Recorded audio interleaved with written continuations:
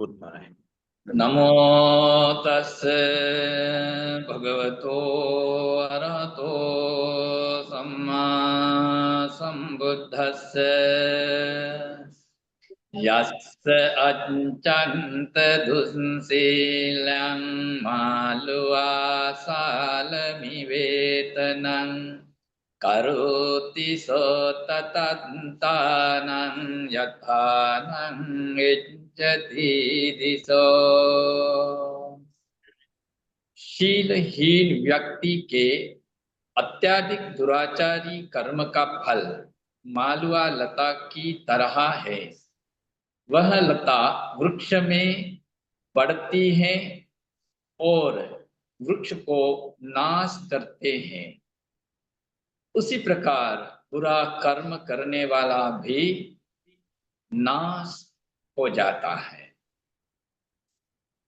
परम पूज्य महासंघ प्रिय उपासक उपासिकाएं, आज भी संडे धम्म सभा में धम्म उपदेश शुरू करने के लिए धम्म चिंता मुझे करने का मौका मिला।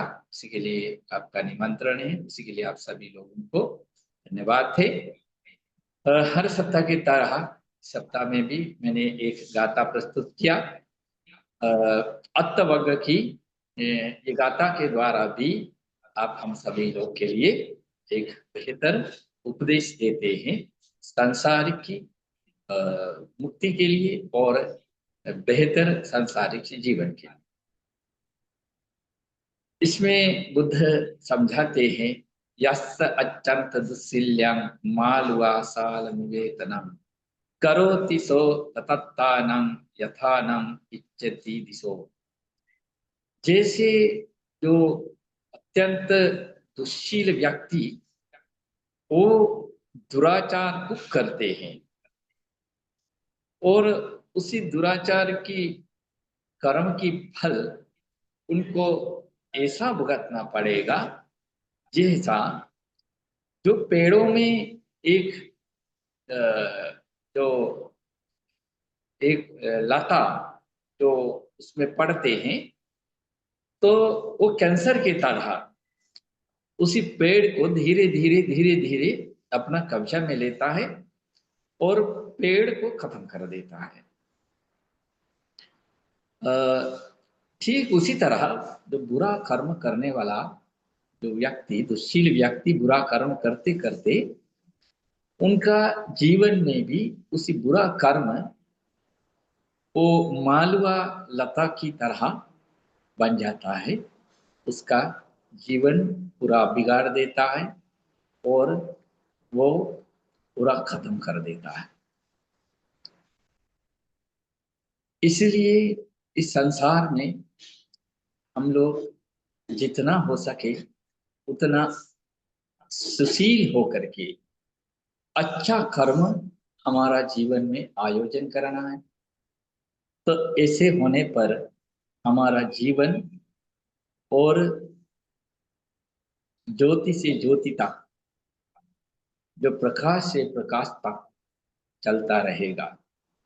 नहीं तो अंधेरा से अंधेरा तक हमारा जीवन चलते चलते पूरा इस मनुष्य गति से दूर होना पड़ सकते हैं, तो नरक में तिरसंग योनि में भी जा सकता है।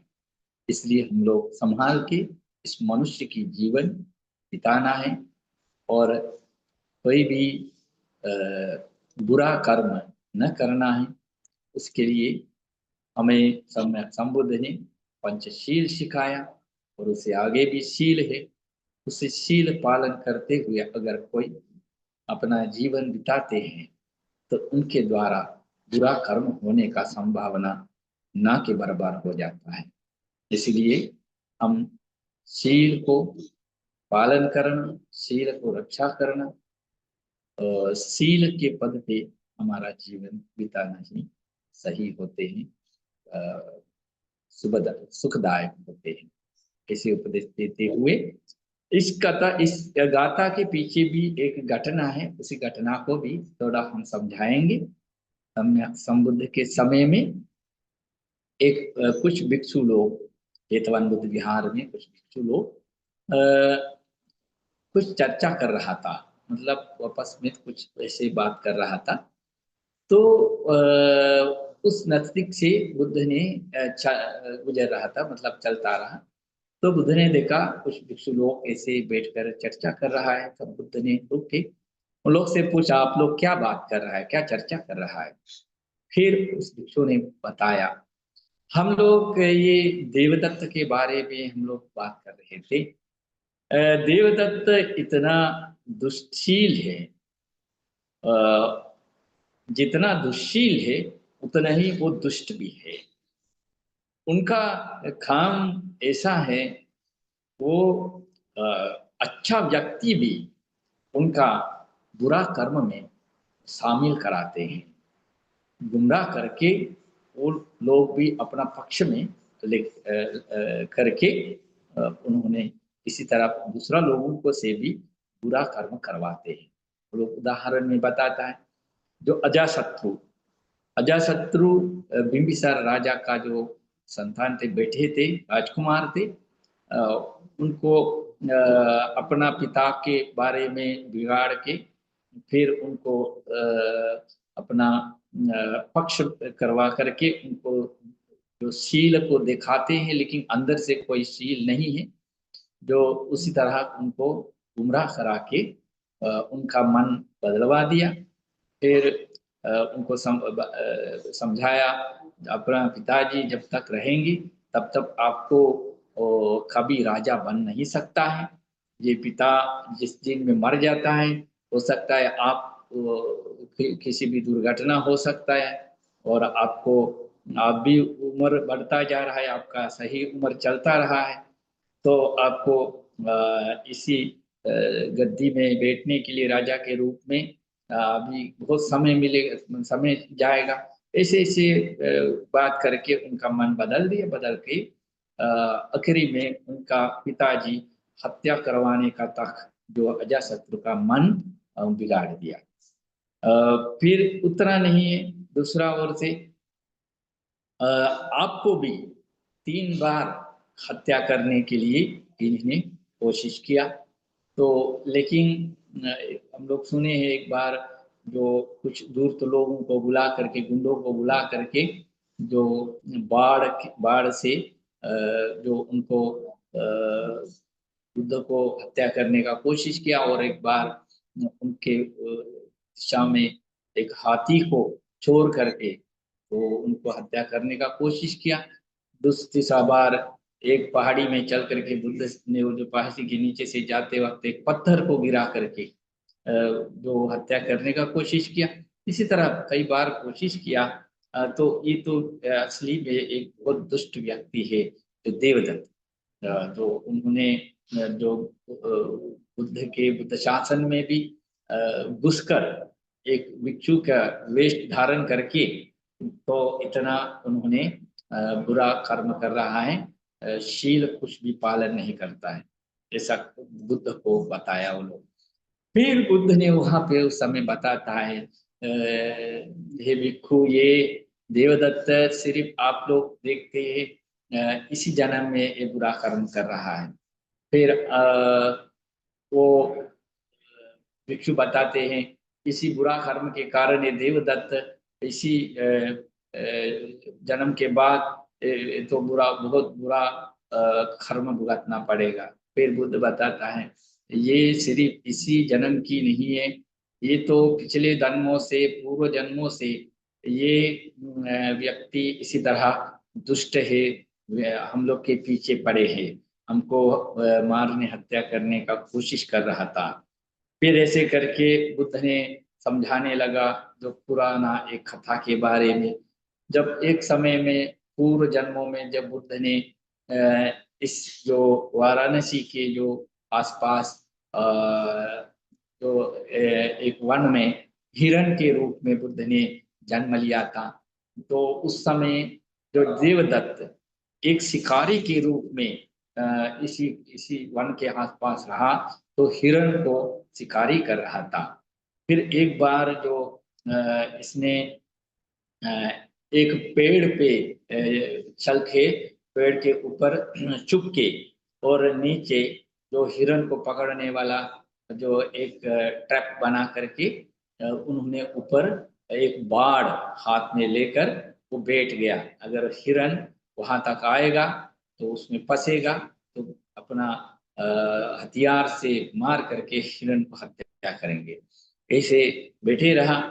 तो उस समय का जो बुद्ध जो थे, बोधिसत्व जो हिरण थे, वो हिरण धीरे धीरे धीरे धीरे उसी पेड़ के ओर आ रहा। तो तो ये जो देवदत्त जो पूर्व जन्म में जो जो शिकारी था, उन्होंने उसी पेड़ से कुछ फल तोड़ करके हिरण के ओर फेंक दिया। हिरण के ओर फेंकने के बाद हिरण को कुछ डाउट हुआ। तो क्योंकि ये जो प्रकृति से तो जो फल सीधा सीधा गिरते हैं, लेकिन ये जो अभी जो फल गिरा है वो सीधा ऊपर से नीचे नहीं गिरा, वो तो दूर फेंका गया है। तो ऐसा तो प्रकृति से तो होते नहीं है, ऐसे सोच करके यहाँ पे कुछ षड्यंत्र है ऐसा जो बोलते हुए उन्होंने वापस मोड़ के चलने लगा। फिर वहां पे जो जो शिकारी है, जो शिकारी ऐसे बात को सुन करके फिर शिकारी बोलते हैं, अरे मेरा जो इस बार मेरा जो षड्यंत्र जो रखा था वो तो गलती हो गया, मेरा गणना और नापना कुछ गलती हो गया, इसीलिए तुमने बच गया। ऐसे करके जो हिरण को सुनने के लिए जो उन्होंने बताया, फिर अगले बार पकड़ेंगे। फिर हिरण बताते हैं, जो तुम्हारा गणना और ये नापना तो गलती हो गया, इसलिए तुम्हारा कर्म सफल नहीं हुआ, लेकिन तुमने ऐसा बुरा कर्म करके जो तुम जो बुरा कर्म करते हैं उसका जो गणना और नापना तो कभी गलत नहीं होगा, वो तो सही समय पर तुमको भुगतना पड़ेगा। ऐसे करके बुद्ध ने जो बोधिसत्व ने उनको बताया। इसी तरह बुद्ध ने भिक्षुओं को समझाया। उस जन्म में भी वो जो हिरण के रूप में हमने जो जन्म लिया था, और शिकारी के रूप में देवदत्ती ही जो जन्म लिया था, उस समय भी हमको हत्या करने का कोशिश किया। इसीलिए जो भी इसी तरह बुरा कर्म करते हैं तो वो जो माल वाला था, जैसे जो पेड़ों में जो पड़ता है, जो पेड़ को खत्म करता है कैंसर के तरह, ऐसा हम लोग का बुरा कर्म हमारा पीछे आ जाता है। बुद्ध ने ऐसा बताते हुए इस गाथा के द्वारा भिक्षुओं को उपदेश दिया था। इसलिए हम लोग भी इस कथा और गाथाओं के द्वारा जो बुद्ध ने जो उपदेश देते हैं, उसी उपदेश के पल पे चलते हुए इसी संसार में बुरा कर्म न करते हुए, दुशील न होते हुए, सुशील होकर के सुकर्म अच्छा कर्म करते हुए इस मनुष्य जीवन की अच्छा जो फल हम लोग लेना चाहिए, ऐसे उपदेश देते हुए हम आज का थोड़ा ये धम्मोपदेश समाप्त करते। आप सब लोग को शांत से जो धम्म को सुनते रहा, धम्म को सुनने में धम्म श्रवण की कुशल शक्ति मिलती है। प्रार्थना करते उसी धम्म की कुशल शक्ति से सम्यक संबुद्ध से लेकर के आज तक जितना भी जो धर्म प्रचार प्रसार के लिए योगदान दिया, उन सभी उपासक उपासिका भिक्षुओं को शांति प्राप्त हो। वो महाबोधि संस्था के संस्थापक बोधिसत्व अनगारिक धर्मपाल जी से लेकर के जितना भी धर्म प्रचार प्रसार के लिए जो योगदान देते हैं, उन सभी लोगों को शांति प्राप्त हो। और वर्तमान में महाबोधि संस्था के महासचिव परम पूज्य श्री विली पंत जी से लेकर के और हमारे प्रेसिडेंट साहब और अन्य सभी जो धर्म बंधु हैं, उन सभी लोगों को प्रार्थना करते आप सभी लोगों को स्वस्थ रहें, सुखी रहें, सबको कल्याण होगा, घर परिवारों को स्वस्थ रहें, और सबको इस सांसारिक दुख का अंत करके सबको सम्यक संबुद्ध की बोधि मार्ग में जा करके सुख प्राप्त होगा करके प्रार्थना।